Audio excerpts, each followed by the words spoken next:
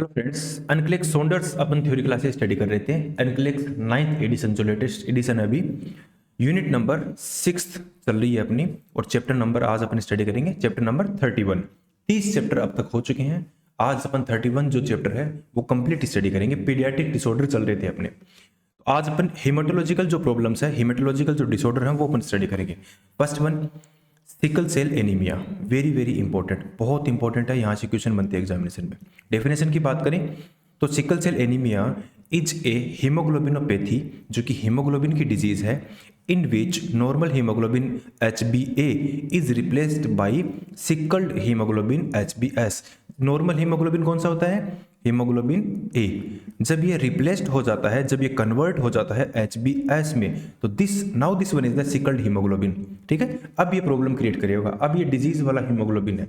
ठीक है, कोजेज की बात करें तो इसके पीछे जेनेटिक डिसऑर्डर, ये जेनेटिक जीन्स इसके पीछे मेन कारण होते हैं। जीन्स के अंदर डिफेक्ट होने की वजह से ये जो HbA हीमोग्लोबिन है ये कन्वर्ट हो जाता है HbS में। स्पेशली कौन से जीन में? जब ह्यूमन बीइंग के क्रोमोसोम नंबर 11 में यदि कोई प्रॉब्लम हो तो उसकी वजह से क्या होता है, HbA जो हीमोग्लोबिन है वो कन्वर्ट हो जाता है HbS में, और डिजीज हो जाती है सिकल सेल एनीमिया। ठीक है, इसके अंदर RBC लाइसिस होती है। चलिए अपन आगे पैथोफिजियोलॉजी में इसको समझते हैं। तो बात करते हैं इसकी पैथोफिजियोलॉजी की।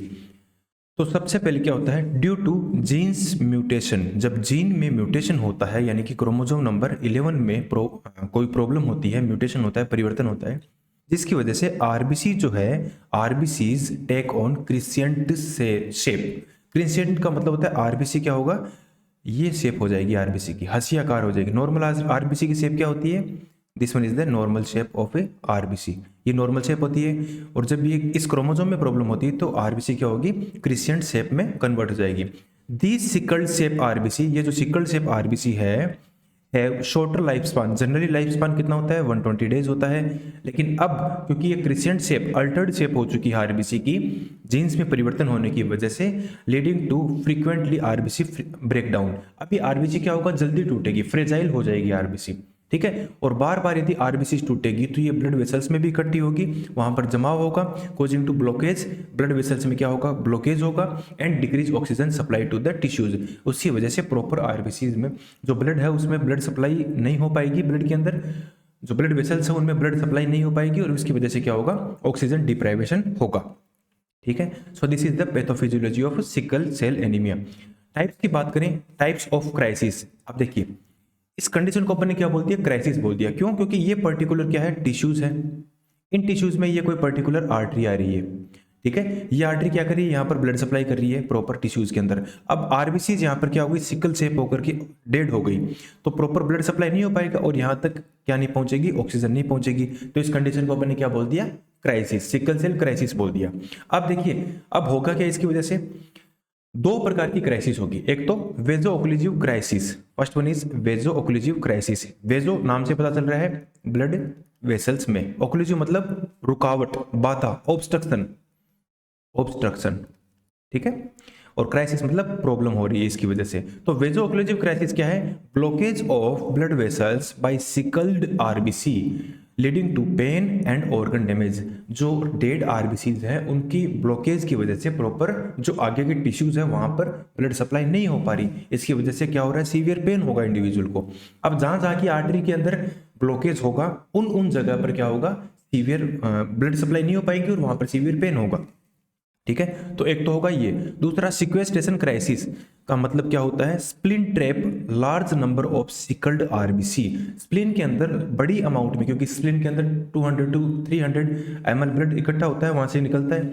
ठीक है, तो इस वजह से क्या होता है कि स्प्लिन के अंदर ज्यादा अमाउंट में आरबीसी जो है वो डेड होकर वहां पर पड़ी रहेगी, leading to severe anaemia and hypovolaemia. Severe anaemia होगा इंडिविजुअल को, और साथ ही साथ क्या होगा, हाइपोवोलीमिया होगा, यानी कि ब्लड की, एक्चुअल ब्लड की कमी हो जाएगी, वॉल्यूम की कमी होगी ब्लड की।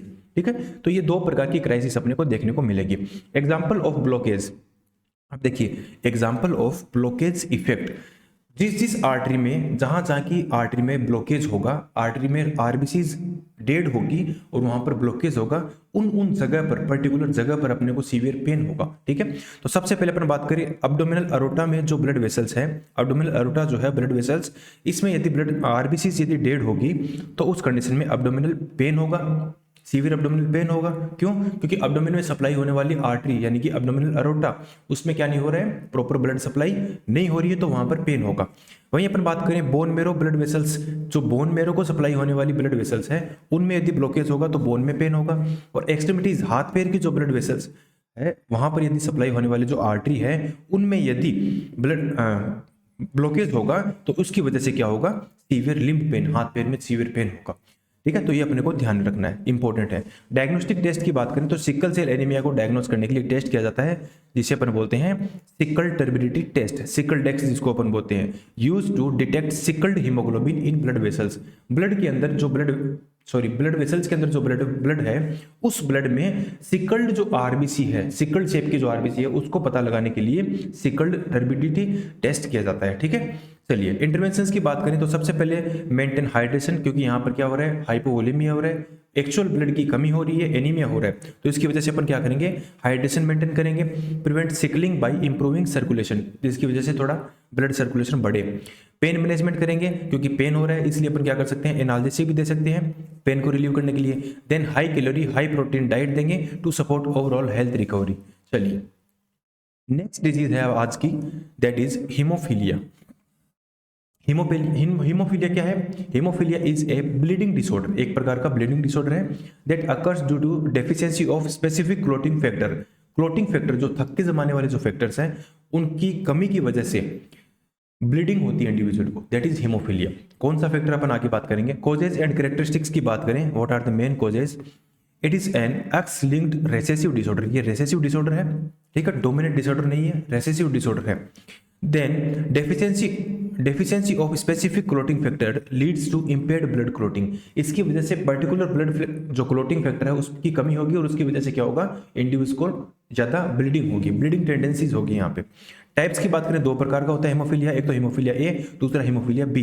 हीमोफीलिया ए जो है ये क्लोटिंग फैक्टर 8th में कमी हो, 8 नंबर का जो क्लोटिंग फैक्टर है उसकी यदि कमी हो जाए तो उसकी वजह से होता है हीमोफीलिया ए, और यदि 9वां जो क्लोटिंग फैक्टर है उसकी कमी हो तो उसकी वजह से होने वाला हीमोफीलिया होता है हीमोफीलिया बी। ये दोनों क्वेश्चन नोट सेट में पूछे गए हैं, ठीक है, दोनों रिपीट हुए हैं। चलिए डायग्नोसिस की बात करें, what are the diagnosis of haemophilia. तो ब्लीडिंग टाइम इज नॉर्मल, यहां पर ध्यान में रखना है बीटी नॉर्मल रहेगा, ठीक है, लेकिन ब्लीडिंग टाइम तो नॉर्मल होगा लेकिन यहां पर क्या होगा, सीटी जो है वो प्रोलॉन्ग हो जाएगा। वेरी वेरी इंपॉर्टेंट, अगेन ये क्वेश्चन भी नोट सेट में पूछा गया है कि haemophilia is the bleeding disorder और clotting, specially this is the clotting disorder, clot नहीं बन पा रहा है इसकी वजह से ब्लीडिंग हो रही है, ठीक है। चलिए साइलेंट सिम्टम की बात करें तो यहाँ पर ब्लीडिंग होगा, बस नॉर्मली ब्लीडिंग होती रहेगी, गम्स में ब्लीडिंग हो, चाहे वो नोज में ब्लीडिंग हो, चाहे वो जॉइंट में ब्लीडिंग हो, कहीं पर भी ब्लीडिंग होगी। देन इंटरवेंशन एंड मैनेजमेंट की बात करें तो सबसे पहले अपने को क्या करना है, apply the bleeding precautions. Bleeding precautions अपने को अप्लाई करनी है to prevent the excessive blood loss, ताकि ब्लड लॉस ना हो। ब्लीडिंग प्रिकॉशंस मतलब कॉन्टैक्ट स्पॉट जो है वो जिनमें ज्यादा लगने की संभावना रहती है वो अपने को अवॉइड करनी है, ठीक है, minimise the injury risk. Then administer the clotting factors replacement therapy, like जो क्लोटिंग फैक्टर्स हैं, फैक्टर नंबर 8 फैक्टर नंबर 9 जो है उनके इंजेक्शन लगाए जाते हैं ताकि ब्लीडिंग रिस्क कम हो। एंड यूज द DDAVP यानी कि डेस्मोप्रेसिन, स्पेशली ये इंडिविजुअल को दिया जाता है। This is the vasopressin, A type of vasopressin that, ये क्या है DDAVP, A type of 1D amino 8D arginine, क्या है एक प्रकार का, यह एक प्रकार का क्या है, ये वेसोप्रेसिन ब्लड वेसल्स को कंप्रेस करने वाला ड्रग है, ठीक है, दैट कंट्रोल द ब्लीडिंग, जो कि ब्लीडिंग को कंट्रोल करेगा। देन अपन बात करते हैं further drug of choice. Drug of choice क्या रहती है इसके लिए, डेस्मोप्रेसिन, ठीक है, हीमोफीलिया के लिए ड्रग ऑफ चॉइस क्या रहती है, डेस्मोप्रेसिन। चलिए देन अपन बात करते हैं von Willebrand disease. Next disease है अपनी हीमोफीलिया के बाद में von Willebrand disease, a bleeding disorder, एक प्रकार का ब्लीडिंग डिसऑर्डर है that caused by deficiency of von Willebrand factor, ये भी क्लोटिंग फैक्टर है, similar to haemophilia in clinical presentation. Management की बात करें तो यहाँ पर अपन वॉन विलब्रांड जो फैक्टर है, साइड सिम्टम में अपने को ब्लीडिंग ही देखने को मिलेगा इंडिविजुअल को। इसके साइड सिम्टम की बात करें तो यहाँ पर इंडिविजुअल को ब्लीडिंग ही देखने को मिलेगा, ब्लीडिंग टेंडेंसी किसकी वजह से हो रहा है, ये फैक्टर इंपॉर्टेंट है, ये वॉन विलब्रांड फैक्टर की वजह से हो रहा है। मैनेजमेंट में अपन ये फैक्टर इंडिविजुअल को इंजेक्शन के रूप में देंगे और साथ ही साथ डेस्मोप्रेसिन भी अपन इंडिविजुअल को देंगे। चलिए नेक्स्ट डिजीज है थैलेसीमिया मेजर। अगली डिजीज क्या है, thalassaemia major, very very important, again ये इंपॉर्टेंट डिजीज है, ऑटोसोमल रिसेसिव डिसऑर्डर है, characterised by defective production of haemoglobin. Haemoglobin का जो जीन्स है उसके अंदर डिफेक्ट होने की वजह से, ठीक है। हीमोग्लोबिन का जो चेन होता है, जो अरेंजमेंट होता है, उनमें डिफेक्ट होने की वजह से क्या होता है, थैलेसीमिया होता है। ये हीमोग्लोबिनोपैथी है, ध्यान में रखना, हीमोग्लोबिन की डिजीज है। असेसमेंट की बात करें तो यहाँ पर क्या होगा, थैलेसीमिया में अपने को हेमोलाइटिक एनीमिया मिलेगा, क्योंकि हेमोलाइसिस क्यों, आरबीसी डिस्टर्ब होगी यहाँ पे, हीमोग्लोबिन प्रॉपर नहीं होने की वजह से, हीमोग्लोबिन के जीन्स में प्रॉब्लम होने की वजह से आरबीसी डिस्ट्रक्शन होगा, जिसकी वजह से अपने को क्या मिलेगा, हेमोलाइटिक एनीमिया मिलेगा। माइक्रोसाइटिक हाइपोक्रोमिक आरबीसी मिलेगी। माइक्रोसाइटिक मतलब आरबीसी साइज में छोटी होगी, हाइपोक्रोमिक यानी कि एचबी कम होगा, ठीक है। एंड हिपेटोस्प्लेनोमेगाली अपने को देखने को मिलेगा। क्यों, क्योंकि जो आरबीसीज है वो बार बार में यदि डिस्ट्रॉयड होगी तो इसकी वजह से क्या होगा, ये डिस्ट्रॉयड आरबीसी क्या होगी, स्प्लिन में, लीवर में कलेक्ट होगी और वहां पर क्या होगा, इन्फ्लेमेशन क्रिएट होगा और उसकी वजह से वहां पे स्वेलिंग पैदा होगी। That is the hepatosplenomegaly. Very very important. किसकी वजह से हो रही है, ये थैलेसीमिया मेजर की वजह से हो रही है, ठीक है। इंटरवेंशन की बात करें, व्हाट आर द इंटरवेंशन, तो ब्लड ट्रांसफ्यूजन करवाया जाता है, फ्रीक्वेंटली ब्लड ट्रांसफ्यूजन होगा, बीटी होगा। देन मॉनिटर आयरन लेवल, क्योंकि ब्लड ट्रांसफर यदि अपन बार बार में ब्लड ट्रांसफ्यूजन करेंगे तो अपने को आयरन का लेवल इंडिविजुअल में बढ़ जाएगा, तो ये भी अपने को मॉनिटर करना होगा। आयरन चिलेशन थेरेपी देनी होगी ताकि आयरन का लेवल थोड़ा सा मेंटेन बना रहे, कम हो थोड़ा, ठीक है, वरना तो बार बार में ब्लड देने की वजह से आयरन का लेवल बढ़ जाता है। स्पेशली अपन आयरन चिलेशन थेरेपी कौन सी देंगे, डेस्पिरोक्सामाइन अपन देंगे। चलिए, लास्ट डिजीज है that is iron deficiency anaemia. Very very important, जो कि स्पेशली बच्चों में कई बार अपने को देखने को मिलता है और इंडिया में तो बहुत ज्यादा है। कोजेस की बात करें, आयरन की वजह से होने वाला एनीमिया, ब्लड की कमी, ठीक है, दैट इज एक्सेसिव, किसकी वजह से हो रहा है, excessive milk intake can leads to iron deficiency in body. बच्चे क्या करते हैं, ज्यादा दूध लेते हैं, दूध की वजह से क्या होता है, आयरन का अब्जॉर्प्शन नहीं हो पाता, ठीक है। मैनेजमेंट की बात करें, मैनेजमेंट में अपन आयरन सप्लीमेंट देंगे बच्चों को, स्पेशली जो छोटे बच्चे हैं 8 साल तक के, उनको अपन आयरन सिरप देते हैं। और देन उसके बाद में जो किशोर बच्चे होते हैं 18-19 तक के जो टीन एज के बच्चे होते हैं, उनको अपन आयरन की टेबलेट देते हैं, पिंक टेबलेट और blue tablet. Pink tablet girls के लिए और ब्लू टेबलेट बॉयज के लिए। चलिए, नोट स्पेशली चीज क्या आपने को ध्यान में रखनी है, लिक्विड आयरन जब भी अपन दें, जो सिरप की बात कर रहा हूं मैं, वो अपन जब भी दें, मैं भी प्रिस्क्राइब्ड फॉर ट्रीटमेंट, जनरली ये बच्चों को दी जाती है।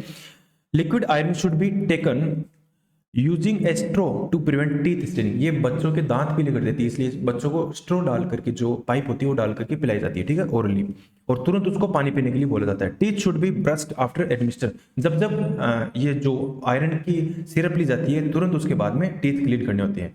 तो ये चैप्टर अपना 31 कंप्लीट होता है, चैप्टर नंबर 31 कंप्लीट हो चुका है एनकेलिक्स का। नेक्स्ट वीडियो में अपने स्टडी करेंगे चैप्टर नंबर 32। धन्यवाद।